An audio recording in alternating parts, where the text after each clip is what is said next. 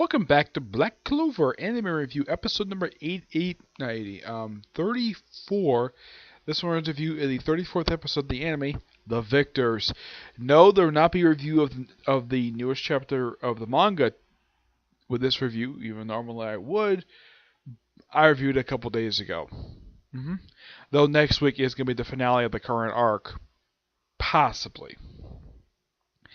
This episode adapts the entirety of chapter 132 and starts to adapt to 133.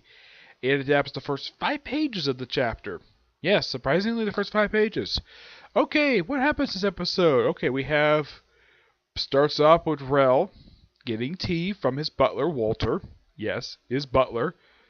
Yep, it's probably by far the one of 2 characters I've ever seen in an anime who has a butler that follows him around. The other course being, I think the other series was Black Butler. Though that was the whole thing with that series. That was the main character being followed by his butler. This, of course, is a recurring character, not the starring character of the series. Though this was the first one I watched this before I watched Black Butler, so there's that. Yep, getting tea, and of course him getting high praise, and of course talking about his mother. Of course, there was also a brief flashback from his childhood when he was doing the whole drawing thing and basically says, not good, not good, not good, and smashes the wall and terrifying his mother because of his magic. Yep, and then we start the battle itself, and of course, Yun, I think his name is Yu, he's the guy who basically used mushroom magic. He is quite annoying in this episode, like, his inner voice, you just can't really stand it. Also, Asta, he's in the episode too, but he spends the whole episode in bed. Yep. Though he's in physical pain, even though appearance-wise he looks fully healed, just his inner, I would say his insides are still healing, yes. And Mimosa stays at his side the whole time, though they're surprisingly joined by Charmy and Magda. I'm like, when the heck did they get there? And I don't think Fenrir was the one who brought him there. No, he's basically recovering. I think it was probably one of the Wizard Kings, one of his people who actually brought him there. That's a possibility. Of course, they don't show it. And as for the battle itself, it's a really good battle. Now, Noelle does very little in the episode. She, of course, is doing her whole inner Noelle. Of course, she's basically talking to herself about her, like the other inner voice mushroom guy from You. That's basically the guy's name is YU. It's like, your face is red because you fired up. Yeah, no, her face is fired up. Her face is red because she's blushing, thinking about Asta. Yeah, she is very hesitant to reveal her feelings for him. She's one of 4 characters in the series that I know of who is in love with Asta, though he's oblivious to it. The other characters are her cousin Mimosa. There's also the character Rebecca, who has got a very similar background to Asta. And, of course, one of the people from the Elsa Temple. It's implied she has feelings for him, but it's never specifically revealed. There's also a hint of, you could probably count her as probably one as well.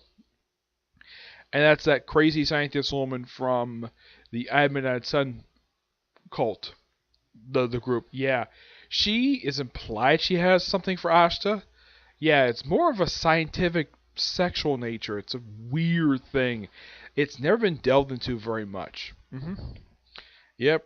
And the whole episode is pretty much just, we have the era battle between Yuno and Rel. Very good battle, by the way. And I got handed to this particular episode, unlike the last time this series did an era battle, where it looked pretty bad. This one looked a heck of a lot better. It's like they actually learned from their mistake of not doing what they did before and actually do a heck of a lot better job and actually took their time with this one instead of rushing through it like the last time during, I think it was the Pentland episode of the Witch's Forest arc they acted this with. And yeah, they basically bow back and forth, and Yuno debuts a new move, the Spirit Drive, which has like a partial crown, which basically it's a move he's currently using now in the manga. With also, it looks like a crown around his wrist as well. And he uses it, and he causes Rel to reflect his own magic to accidentally self-destruct his own crystal and ends the match. Yep. Though the match itself takes a good chunk of the episode, I'd say about 50% of it. And of course, Wizard King's like, yeah, with the goes over, everything did a good job. And of course, the King of the Clover Kingdom is basically still jealous of the Wizard King. He's been like this since his debut, so this is nothing really new for him because he's jealous of his popularity. I mean, he's the actual king, and this guy is the Wizard King. Somebody who reports to him, though he does claim unofficial credit, claims, well, cover credit for a lot of this, like the Royal Knights exam, the Royal Knights themselves, despite the fact it was all the Wizard King's idea. And yeah, briefly visits Oz at the end of the episode, and of course, well, Faust basically decides to take Mimosa back because, well, they need to go home. They need to go home, prepare for what comes next. And of course, sees Asta briefly. Of course, they basically renew the pledge. Basically, they'll catch up to each other. Though, from what I can tell by Asta, he's very impressed by basically his new move. And does mention in the episode he was really hoping to save this for Asta, but a Magic Nightcap is a worthy opponent. That's actually what he said in the episode. And then, the episode ends, and this is particularly very weird. This is actually the first episode that I've seen of this particular series to not have a Petty Clover moment. Yes. And I've seen this in other series, not this one particularly, not that I've seen, where it has the episode still going on and the credits are rolling. Yeah, first time I could think of this has happened for this particular anime.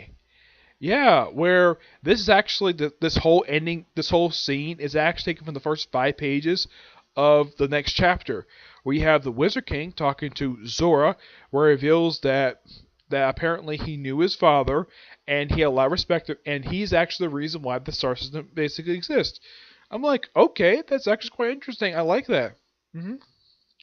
Yeah, and the fact that he was probably the only, and he basically kind of changed the standards of the Magical Knights, where it's not just nobles, basically Magical Knights, basically people who are basically peasants, all that become Magical Knights, basically, yeah, where people become Magical because of hard work and not because of the upbringing, though nobles still become Magical Knights anyways.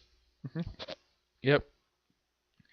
And of course he says he's not really even though he already, yeah, it's implied that the Wizard King already knows, even though he doesn't say it. He doesn't necessarily kick him out of he doesn't basically disqualify him. He actually, sort of in a way, makes him a Magical Knight because he was impressed by his magic. Despite the fact he never took Magical Knight exam. Nope, he never did. And he basically joins the Purple Orcas. In a way, it's implied that he does. Never fully revealed, and that's how the episode ends. It's a good episode. I at least got praise for Studio Pierrot for doing a good job with this episode. And it seems as though with this episode, they took their time, wasn't rushed, and it was a good action piece. A lot of good magic scene in the episode. And the fact that we see Yuno's basically move that he currently uses in the current arc right now. Though, in fact, that the 133 does technically start next arc. But it's kind of good the fact they actually put the first 5 pages of the next chapter in this episode. My personal guess is the reason why, because the first 5 pages are sort of an epilogue to this very arc. So it makes perfect sense to put it in the actual episode itself. So my guess is probably next week's episode will probably cover the rest of this chapter 133 and probably go to probably also to about either 134 or maybe 135. My guess is probably start 134. That's my personal theory anyways when it comes to that. But as for the Royal Knights arc itself, it was a really good arc. Though there was like the first episode of this arc had like 3 battles in just one episode. Yeah, they had 2 episodes that were like that, and this arc itself was not particularly very long. No. It was only like, unlike the last arc, actually this thing was slightly longer. The last arc was a good 7 episodes. This one was basically 12. Okay, 12. Which makes it one of the longer arcs of the entire anime. Yeah, I'd probably say by looking at this, it's probably by far, as now, for the longest arc actually tied for the second longest arc of the entire anime because Witch's Force is the longest at 15 episodes. Yep, it's tied for second longest because the other one was actually the I Midnight Sun arc at 12 episodes. Yep.